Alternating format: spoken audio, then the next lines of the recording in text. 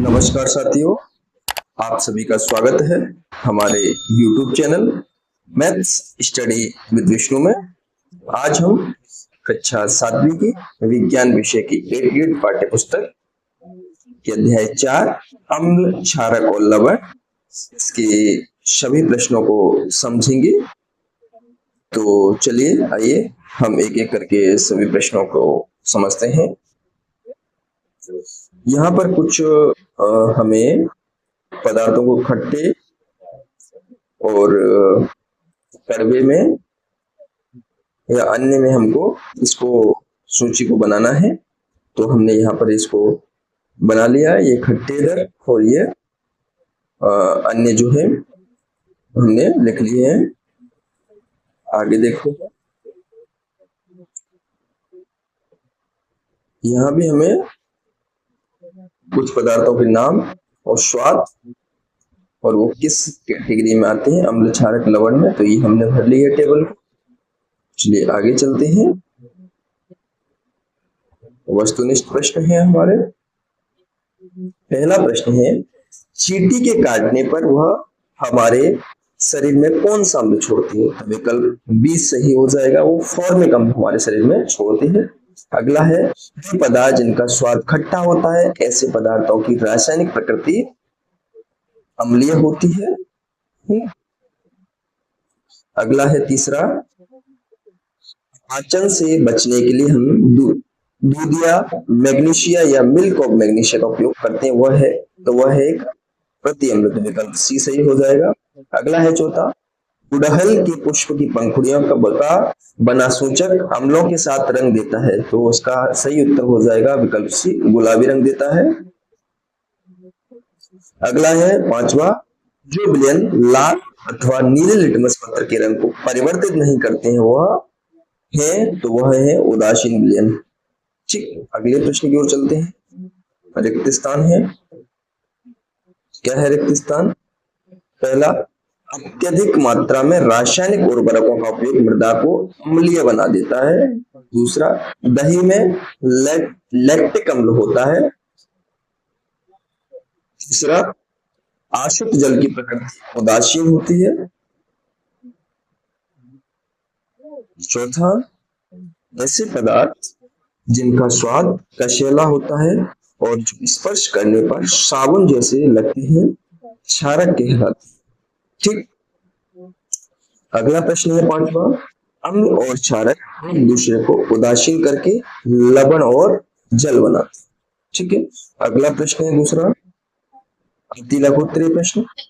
क्या है? सिरका पालक में कौन से अम्ल पाए जाते हैं? तो सिरका में एसिटिक अम्ल, पालक में सैलिक अम्ल पाया जाता है। ठीक है, अगला प्रश्न है तीसरा, यदि मृदा क्षारकीय हो तो उसमें क्या मिलाया जाए जिससे मृदा में अम्ल निर्मुक्त हो जाए? यदि मृदा क्षारकीय हो तो इसमें जैव पदार्थ मिलाए जाते हैं। जैव पदार्थ कंपोस्ट खाद मृदा में अम्ल निर्मुक्त करते हैं जो उसकी क्षारकीय प्रकृति को उदासीन कर देते हैं। ठीक है, अगले प्रश्न की ओर चलते हैं। क्या है अगला प्रश्न? चौथा, नीले लिटमस पत्र को एक विलयन में डुबोया गया, यह नीला ही रहता है, लिटमस पत्र में कोई रंग परिवर्तन ना होने का कारण है। तो नीले लिटमस पत्र को विलयन में डुबोने पर नीला ही रहता है क्योंकि विलयन की प्रकृति क्षारकीय है। ठीक है, अगला है पांचवा, कपड़ों पर लगे हल्दी के दाग साबुन से धोने पर लाल हो जाता है, कारण स्पष्ट रूप से लिखिए। तो ऐसा इसलिए होता है क्योंकि साबुन का विलयन क्षारकीय होता है। ठीक, अगला है छठवां प्रश्न, सूचक से आप क्या समझते हैं? दो प्राकृतिक सूचकों के नाम। कोई पदार्थ अम्लीय है अथवा क्षारीय, इसका परीक्षण करने के लिए विशेष प्रकार के पदार्थों का उपयोग किया जाता है, ये पदार्थ सूचक कहलाते हैं। दो प्रकार प्राकृतिक सूचक, हल्दी, गुड़हल की पंखुड़ियां, ये दो प्राकृतिक सूचक हैं। ठीक है, अगला प्रश्न है हमारा सातवां, कारखानों के अपशिष्ट को जलाशयों में प्रवाहित करने से पहले उदासीन न किया जाए तो इसका प्रकृति पर क्या प्रभाव पड़ेगा? कारखानों के अपशिष्ट में अम्लीय पदार्थ मिश्रित होते हैं। यदि ऐसे अपशिष्ट पदार्थों को उदासीन न करके सीधे ही जलाशयों में बहने दिया जाए तो मछली तथा अन्य जलीय जीवों जो है जीवों को अम्ल नष्ट कर सकते हैं, इसलिए हमें उन्हें उदासीन करने के बाद फिर जलाशय में जाने देना चाहिए। 8वां प्रश्न है, अम्लीय विलयन से हल्का गुलाबी रंग का विलयन कैसे प्राप्त करेंगे? अम्लीय विलयन में ड्रिपर की सहायता से हम सोडियम हाइड्रोक्साइड कुछ बूंदे डालकर धीरे धीरे उसे हिलाएंगे तो विलयन का रंग हल्का गुलाबी हो जाता है तथा हमें गुलाबी रंग का विलयन होता है। ठीक है, आगे अगला प्रश्न है 9वां, लिटमस पत्र के द्वारा आप अम्ल क्षारकों की पहचान कैसे करेंगे? तो जब लिटमस पत्र को अम्लीय विलयन में डुबोया जाता है तो यह लाल रंग देता है और जब क्षारीय विलयन में डुबोया जाता है तो यह नीला रंग देता है। इस प्रकार हम उनकी पहचान कर सकते हैं। 10वां है, बूझों ने चूने के पानी में तनु सल्फ्यूरिक अम्ल मिलाया, जिससे होने वाली अभिक्रिया कौन सी अभिक्रिया कहलाएगी तथा इससे में क्या क्या उत्पाद प्राप्त होंगे? तो चूने के पानी में चूने के पानी में तनु सल्फ्यूरिक अम्ल मिलाने पर कैल्शियम सल्फेट और जल बनता है। प्रतिक्रिया के दौरान अधिक ऊष्मा निकलती है, यह अभिक्रिया ऊष्माक्षेपी अभिक्रिया कहलाती है। ठीक है, ये 10वां प्रश्न हो गया। आगे चलते हैं 11वां प्रश्न। क्या है 11वें प्रश्न में? निम्न तालिका को पूर्ण कीजिए, क्षारक के नाम दिए गए और इसमें किसमें ये पाया जाता है ये हमें बताना है। तो कैल्शियम हाइड्रोक्साइड ये चूने के पानी में पाया जाता है। अमोनियम हाइड्रोक्साइड ये क्लीनर जो हम सफाई में जो यूज करते हैं क्लीनर घर में उनमें ये पाया जाता है। सोडियम हाइड्रोक्साइड पोटेशियम ये साबुन में पाया जाता है। मैग्नीशियम हाइड्रोक्साइड ये दूध या मैग्नीशियम में पाया जाता है। ठीक है, अगले प्रश्न हमारा 12वां दीर्घ उत्तरीय प्रश्न। क्या है ये? अम्लीय वर्षा से आप क्या समझते हैं? यह किस कारण होती है? इसके हानिकारक प्रभाव देखिए। तो जब वर्षा का जल वातावरणीय प्रदूषण से उत्पन्न गैसों के कारण अम्लीय हो जाता है, तो इस प्रकार होने वाली वर्षा को हम अम्लीय वर्षा कहते हैं। ठीक है, क्योंकि कार्बन डाइऑक्साइड, सल्फर डाइऑक्साइड और नाइट्रोजन डाइऑक्साइड जैसी गैसें वर्षा जल में घुलकर है ना क्रमशः कार्बोनिक अम्ल, सल्फ्यूरिक अम्ल और नाइट्रिक अम्ल बनाती है। ठीक है, अम्ल वर्षा भवनों, ऐतिहासिक इमारतों, पौधों और जंतुओं की क्षति पहुंचा सकती है। इस प्रकार ये 12वां प्रश्न का उत्तर हो जाएगा। अगला प्रश्न है 13वां। इसमें ये पहला है आभाग। जब चींटी काटती है तब हमारी त्वचा पर इसका क्या प्रभाव पड़ता है? चींटी के डंक से त्वचा पर होने वाले दुष्प्रभावों से कैसे बचा जा सकता है?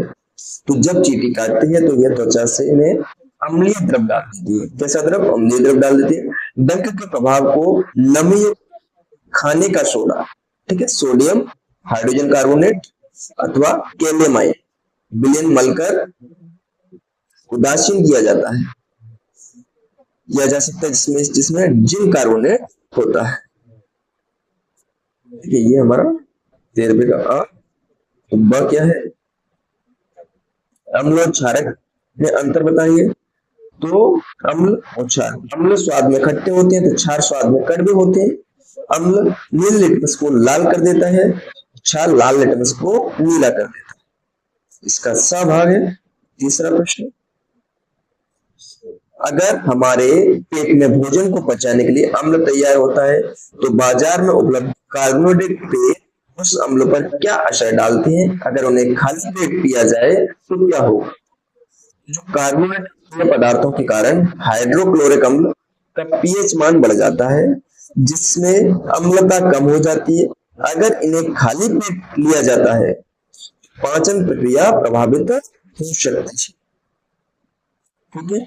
अगला प्रश्न है हमारा 14वां, क्या है? अभाग गुड़हल के पुष्प द्वारा बने सूचक से आप तालिका में दिए गए पदार्थों की पहचान कर निष्कर्ष होगा। ठीक है, तो क्या है? पदार्थ के नाम दिए गए हैं, सूचक का पदार्थ पर क्या प्रभाव पड़ेगा, पदार्थ की प्रकृति कैसे। तो पहला हमारा नींबू का रस, तो ये गहरा गुलाबी हो जाएगा, ये अम्लीय होगा। शैम्पू, इस पर सूचक का पदार्थ पर प्रभाव पड़ेगा तो हरा कर देगा, ये क्षारकीय होगा। शक्कर का विलयन, सूचक का रंग नहीं बदलता है, ये उदासीन होगा। नमक का विलयन, ये भी सूचक का रंग नहीं बदलता है, ये भी उदासीन होगा। चूने का पानी, ये हरा हो जाएगा, क्षारकीय होगा, है ना। सोडा युक्त जल, ये हरा, ये भी क्षारीय होगा। आगे देखते हैं 7वां, क्या है? नल का जल, सूचक का रंग नहीं बदलता, ये उदासीन होगा। ठीक है, आगे देखते हैं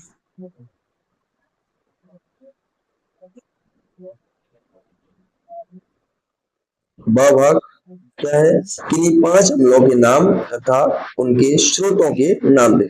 तो अम्ल के नाम, इधर स्रोतों का नाम। तो लैक्टिक अम्ल, ये दही में पाया जाता है। साइट्रिक साइट्रिक अम्ल नींबू में पाया जाता है। एसिटिक अम्ल ये सिरका में पाया जाता है। टार्ट्रिक अम्ल ये इमली में पाया जाता है। ऑक्सैलिक अम्ल ये पालक में पाया जाता है। इसका भाग सा है। बीजू ने कल रात में कुछ नहीं खाया और आज उसे बहुत उल्टियां हो रही हैं। डॉक्टर ने उसके पेट में अम्लता बढ़ गई है, ऐसा कहा। अब बीजू किस प्रकार भोजन करना चाहिए जिससे उसकी अम्लता कम हो जाए? डॉक्टर ने उसे नारियल पानी पीने की और खीरा खाने की सलाह दी। तो हमारे आमाशय में HCl अम्ल पाया जाता है, ठीक है, जो भोजन की पाचन में सहायता करता है। आमाशय में अम्ल की मात्रा बढ़ जाने के कारण पाचन हो जाता है। बूझों को पेट की अम्लता को कम करने वाले खाद्य पदार्थ खाने चाहिए, इसलिए डॉक्टर ने उसे नारियल पानी में खीरा खाने की सलाह दी हो। ठीक है, ये हमने 14वें का 7 प्रश्न को हल समझा। प्रश्न 15, दैनिक जीवन में उदासीनीकरण के उदाहरण लिखें। तो हमारे शरीर में हाइड्रोक्लोरिक अम्ल की मात्रा बढ़ने पर पाचन हो जाता है, ठीक है।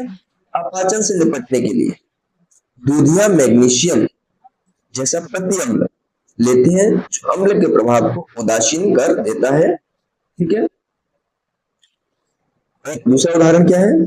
चींटी के डंक के अम्लीय प्रभाव को कम करने के लिए त्वचा पर कैलेमाइन विलयन मलकर उदासीन किया जाता है, ठीक है। ये हमारे उदासीनीकरण के 2 उदाहरण हो गए। अगला हमारा 15वां प्रश्न का ब, किसी फैक्ट्री के आसपास के भाग में यदि हवा में बहुत प्रदूषण हो, वहां पर होने वाली वर्षा पानी में डूबने पर नीला व लाल लेटोस पर किस रंग में बदल जाएगा? इसका क्या कारण होता है? तो वर्षा जल इसलिए अम्लीय हो जाता है क्योंकि carbon dioxide, sulphur dioxide, nitrogen dioxide जैसी गैसें वर्षा जल में घुलकर क्रमशः कार्बोनिक अम्ल, सल्फ्यूरिक अम्ल और नाइट्रिक अम्ल बनाती है और अम्लीय जल में नीला तत्व लाल हो जाएगा। कैसा हो जाएगा? लाल हो जाएगा, ठीक है। आगे चलते हैं।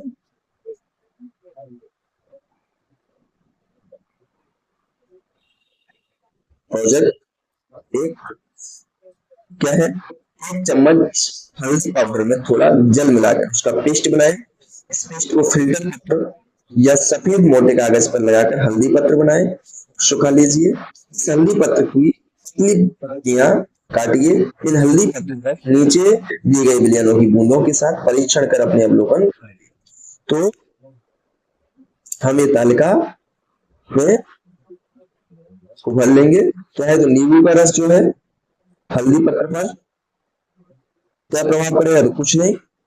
कैसा होगा? तो अम्लीय होगा। संतरे का रस, ये भी कुछ नहीं, ये अम्लीय होगा। सिरका, ये भी कुछ प्रभाव नहीं, ये भी अम्लीय होगी।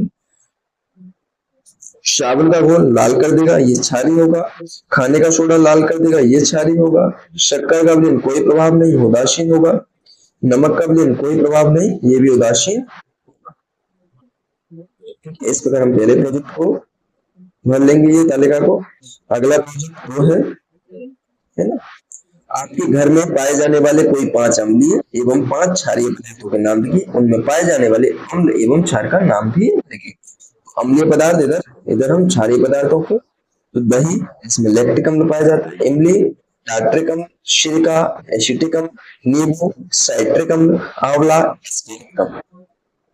इधर हम क्षारीय पदार्थों में देख लेंगे, साबुन, सोडियम और पोटेशियम हाइड्रोक्साइड। बेकिंग सोडा में सोडियम बाइकार्बोनेट। अपाची गोलियों में मैग्नीशियम हाइड्रोक्साइड। वॉशिंग सोडा में सोडियम कार्बोनेट। पेस्ट में क्या पाया जाता है, कैल्शियम कार्बोनेट। ठीक है, इस प्रकार से ये अम्लीय और क्षारीय पदार्थों के हम नाम लिख लेंगे। ठीक है, इस प्रकार से हमने अध्याय 4 जिसके सभी प्रश्न एवं दोनों प्रोजेक्टों को हमने उत्तरों को समझा। ठीक।